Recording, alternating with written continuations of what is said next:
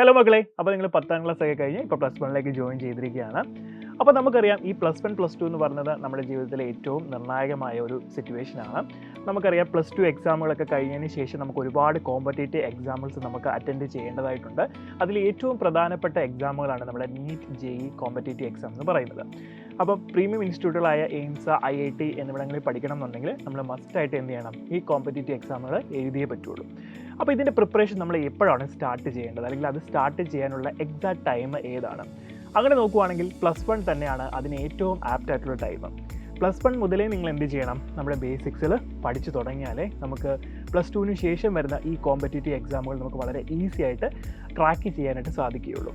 അപ്പോൾ നമ്മുടെ ഈ കോമ്പറ്റേറ്റീവ് എക്സാമിൻ്റെ ഒരു പ്രത്യേകത എന്ന് പറഞ്ഞാൽ, നമ്മൾ സ്കൂളിൽ ബോർഡ് എക്സാമിന് വേണ്ടിയിട്ട് പ്രിപ്പയർ ചെയ്യുന്ന സമയത്ത് നമ്മൾ വളരെ വാസ്റ്റായിട്ട് ടോപ്പിക്കുകൾ പഠിക്കുകയും അതേപോലെ തന്നെ ഡിസ്ക്രിപ്റ്റീവ് ടൈപ്പ് എക്സാമുകളുമാണ് നമ്മൾ എഴുതുന്നത്. നമ്മുടെ കോമ്പറ്റേറ്റീവ് എക്സാമിലേക്ക് വരികയാണെങ്കിൽ അത് MCQ ടൈപ്പ് എക്സാം ആയിരിക്കും. അപ്പോൾ ഒരു ക്വസ്റ്റ്യൻ വായിക്കുക, അപ്പോൾ കറക്റ്റായിട്ടുള്ള അതിൻ്റെ കോൺസെപ്റ്റ് മനസ്സിലാക്കി ആൻസറുകൾ പിക്ക് ചെയ്ത് കറക്റ്റായിട്ടുള്ള ഓപ്ഷൻ മാർക്ക് ചെയ്യുക എന്നുള്ളതാണ് നമ്മുടെ ലക്ഷ്യമെന്ന് പറയുന്നത്. അപ്പോൾ ഇങ്ങനെയുള്ള കോമ്പറ്റേറ്റീവ് എക്സാമുകൾ ക്രാക്ക് ചെയ്യണമെങ്കിൽ നമ്മുടെ പ്രിപ്പറേഷൻ +1 മുതലേ സ്റ്റാർട്ട് ചെയ്യണമെന്ന് നമ്മൾ പറഞ്ഞു.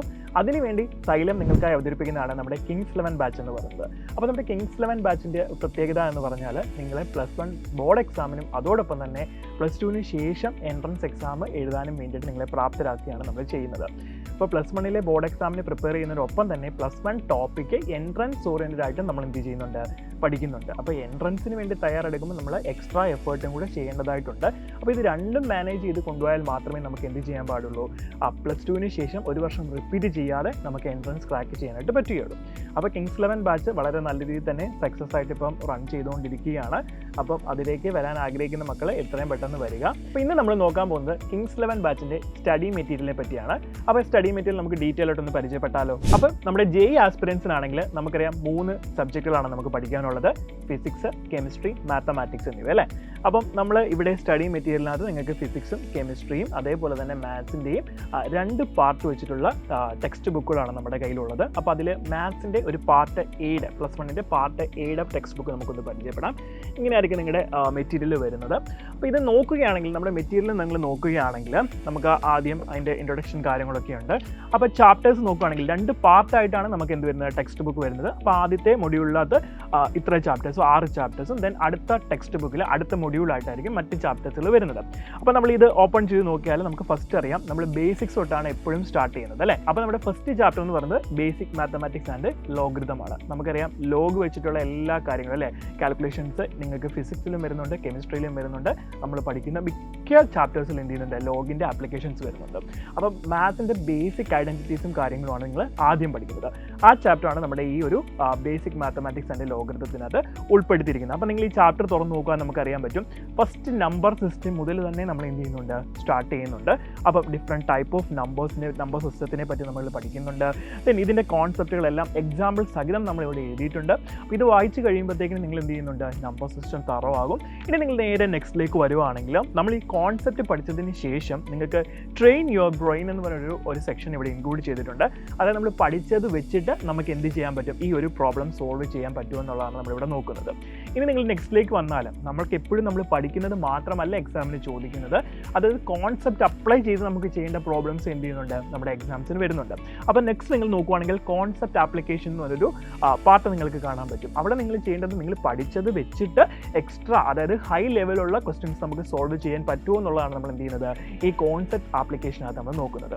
ഇനി നിങ്ങൾ വന്നു കഴിഞ്ഞാൽ സം ഇമ്പോർട്ടൻറ്റ് ഐഡൻറ്റിറ്റീസ് ഇവിടെ കൊടുത്തിട്ടുണ്ട്. അതായത് ബേസിക് ആയിട്ടുള്ള നമുക്ക് ആവശ്യമുള്ള എല്ലാ ഫോർമുലാസ് നമ്മൾ എന്ത് ചെയ്യുന്നുണ്ട്, ഇവിടെ മെൻഷൻ ചെയ്തിട്ടുണ്ട്.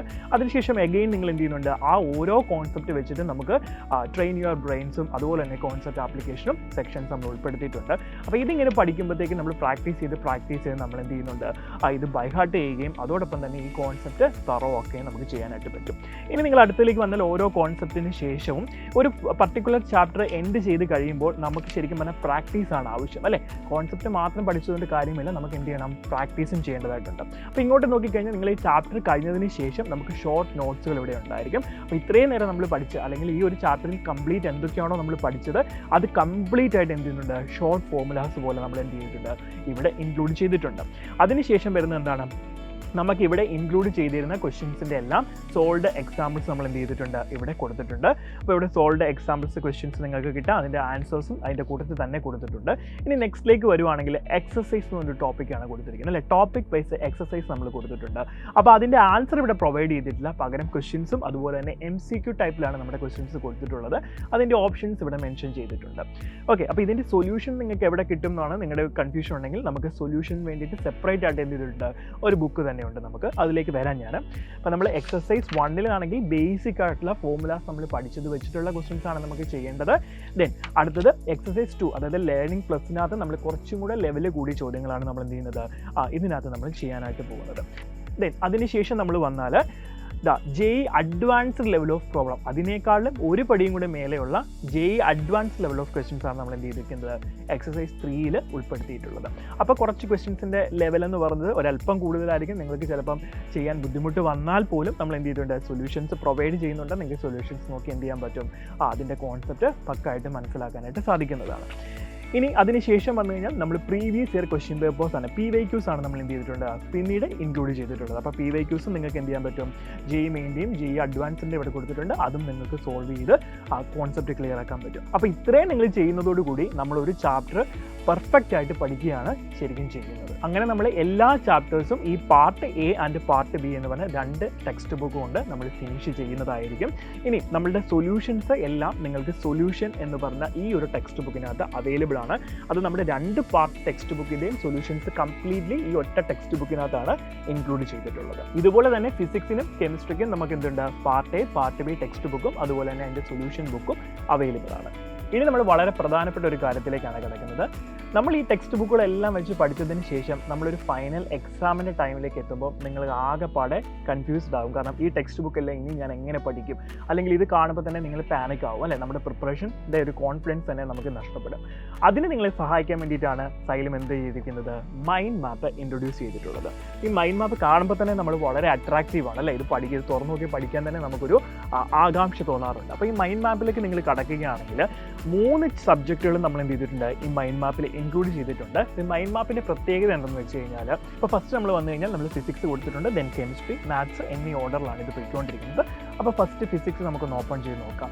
അപ്പോൾ ഇവിടെ നോക്കിക്കേ, ഫസ്റ്റ് ചാപ്റ്റർ എന്ന് പറയുന്നത് ഫിസിക്സിലെ യൂണിറ്റ്സ് ആൻഡ് മെഷർമെൻറ്റ്സ് ആണ് നമ്മൾ കൊടുത്തിട്ടുള്ളത്. അപ്പോൾ യൂണിറ്റ്സ് ആൻഡ് മെഷർമെൻറ്റ്സ് നോക്കുകയാണെങ്കിൽ ആ ഒരു ചാപ്റ്റർ കംപ്ലീറ്റ് നമ്മൾ എന്ത് ചെയ്തിട്ടുണ്ട്, ഈ ഒറ്റ പേജിൽ തന്നെ ഇൻക്ലൂഡ് ചെയ്തിട്ടുണ്ട്.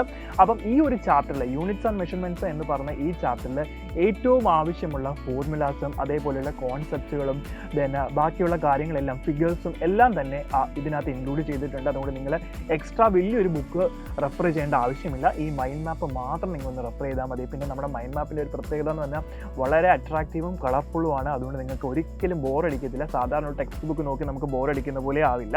അപ്പോൾ ഇതിനകത്ത് കൊടുത്തിരിക്കുന്ന എല്ലാ കാര്യവും വളരെ ഇമ്പോർട്ടൻ്റ് ആയതുകൊണ്ട് തന്നെ ഈ ഒരു കാര്യം മാത്രം നിങ്ങൾ പഠിച്ചാൽ മതി. അപ്പോൾ ഓരോ പേജിലും നമ്മൾ ഓരോ ചാപ്റ്റേഴ്സാണ് കൊടുത്തിരിക്കുന്നത്. ഇപ്പോൾ സെക്കൻഡിലേക്ക് വന്നു കഴിഞ്ഞാൽ motion along A straight line ആണ് കൊടുത്തിരിക്കുന്നത്. അതിനകത്ത് ഗ്രാഫുകൾ ഉണ്ട് അല്ലേ, നമുക്കറിയാം ഗ്രാഫുകൾ ഇഷ്ടം പോലെ പഠിക്കാനുണ്ട്. ഓരോ ലോസിൻ്റെ ഗ്രാഫുകൾ നമുക്ക് പർട്ടിക്കുലറി പഠിക്കാനുണ്ട്.